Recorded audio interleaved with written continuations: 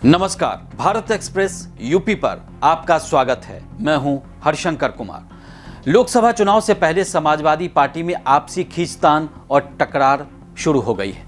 अखिलेश यादव भी अपनों के बीच उलझे हुए हैं। अखिलेश पिछले दिनों लगातार उम्मीदवारों के नाम में बदलाव कर रहे हैं। लोकसभा चुनाव के हर कैंडिडेट लिस्ट में नामों में बदलाव किया जा रहा है। अब तक 6 सीटों पर सपा ने उम्मीदवार बदले हैं। इसका असर चुनावी जमीन पर दिख सकता है। वहीं सपा इस मामले को लेकर गंभीर दिख ही नहीं रही है।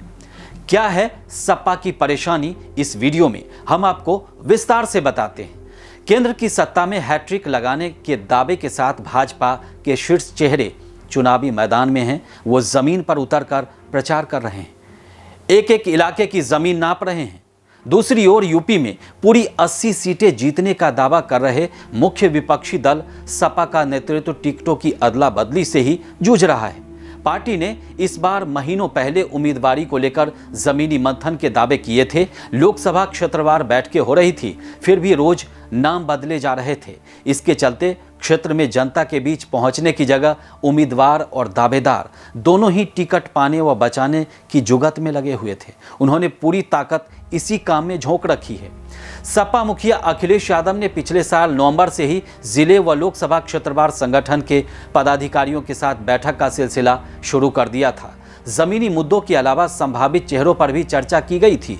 नीचे से नाम भी मांगे गए। 30 जनवरी को जब सपा ने 16 प्रत्याशियों की पहली सूची घोषित की तो लगा कि पार्टी आगे बढ़कर काम कर रही है, लेकिन ऐसा नहीं हुआ। अब होमवर्क जो पिछले साल का था वो अभी भी चल ही रहा है। सीटें बदल रही हैं और आपसी खींचतान जैसे आपने रामपुर और मुरादाबाद सीट पर देखा, उसके अलावा कई और सीटें हैं जिस पर लगातार आपस में जूझ रहे हैं सपा के नेता, और इसका कहीं ना कहीं फायदा चुनाव में दूसरी पार्टियों को मिलता दिख रहा है। साथ में कांग्रेस का भी कमोबेश वही हालत है, क्योंकि उन्होंने जितने उम्मीदवार को टिकट ऑफर किए थे, कईयों ने टिकट चुनाव लड़ने से ही मना कर दिया।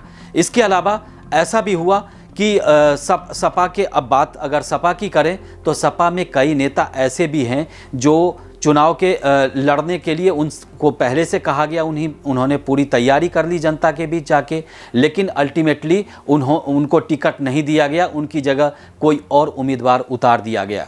लेकिन अगर ज़मीनी हकीकत की बात करें तो बीजेपी के स्टार कैंपेनर की घोषणा हो गई। उनके स्टार कैंपेनर लगातार चुनाव प्रचार कर रहे हैं, इलाके में जा रहे हैं, लोगों से लगातार मिल रहे हैं, मतदाताओं से मिल रहे हैं, अपने कार्यकर्ताओं से बातचीत कर रहे हैं। लेकिन सपा और कांग्रेस और बसपा का भी कुल मिलाकर यही हाल है।